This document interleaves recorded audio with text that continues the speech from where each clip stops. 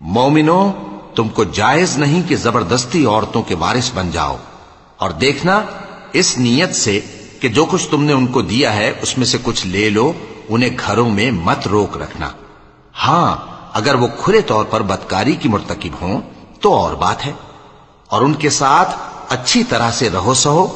پھر اگر وہ تم کو ناپسند ہوں تو عجب نہیں کہ تم کسی چیز کو ناپسند کرو اور اللہ اس میں بہت سی بھلائی پیدا کر دے۔ اور اگر تم ایک عورت کو چھوڑ کر دوسری عورت کرنی چاہو اور پہلی عورت کو ڈھیر سا مال دے چکے ہو تو اس میں سے کچھ مت لینا، بھلا تم بہتان لگا کر اور کھلا گناہ کر کے اپنا مال اس سے واپس لوگے؟ اور تم دیا ہوا مال کیوں کر واپس لے سکتے ہو جبکہ تم ایک دوسرے کے ساتھ صحبت کر چکے ہو اور وہ تم سے پختہ عہد بھی لے چکی ہیں؟ اور جن عورتوں سے تمہارے باپ دادا نے نکاح کیا ہو ان سے نکاح نہ کرنا مگر جاہلیت میں جو ہو چکا سو ہو چکا۔ یہ نہایت بے حیائی اور اللہ کی ناخوشی کی بات تھی اور بہت برا دستور تھا۔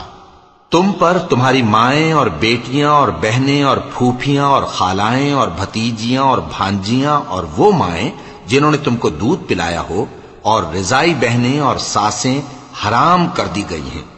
اور جن عورتوں سے تم خلوت کر چکے ہو ان کی لڑکیاں جنہیں تم پرورش کرتے ہو وہ بھی تم پر حرام ہیں۔ ہاں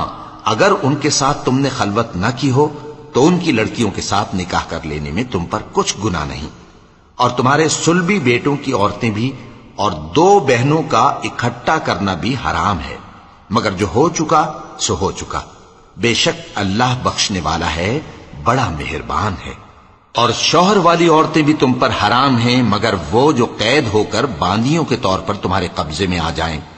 یہ حکم اللہ نے تم کو لکھ دیا ہے، اور ان محرمات کے سوا دوسری عورتیں تم کو حلال ہیں،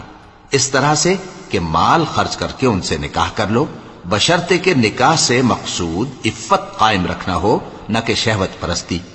تو جن عورتوں سے تم لطف اندوز ہوئے ان کا مہر جو مقرر کیا ہو ادا کر دو،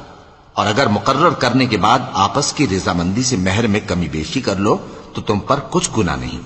بے شک اللہ سب کچھ جاننے والا ہے، حکمت والا ہے۔ اور جو شخص تم میں سے مومن آزاد عورتوں سے نکاح کرنے کا مقدور نہ رکھے تو مومن باندیوں ہی سے جو تمہارے قبضے میں آ گئی ہوں نکاح کر لے،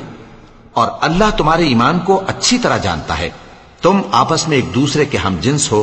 پھر ان لونڈیوں کے ساتھ ان کے مالکوں سے اجازت حاصل کر کے نکاح کر لو،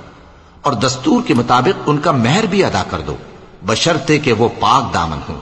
نہ ایسی کہ کھلم کھلا بدکاری کریں اور نہ درپردہ دوستی کرنا چاہیں۔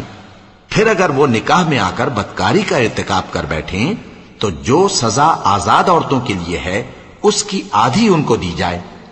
یہ باندھی کے ساتھ نکاح کرنے کی اجازت اس شخص کو ہے جسے گناہ کر بیٹھنے کا اندیشہ ہو، اور یہ بات کہ صبر کرو تمہارے لیے بہتر ہے، اور اللہ بخشنے والا ہے، مہربان ہے۔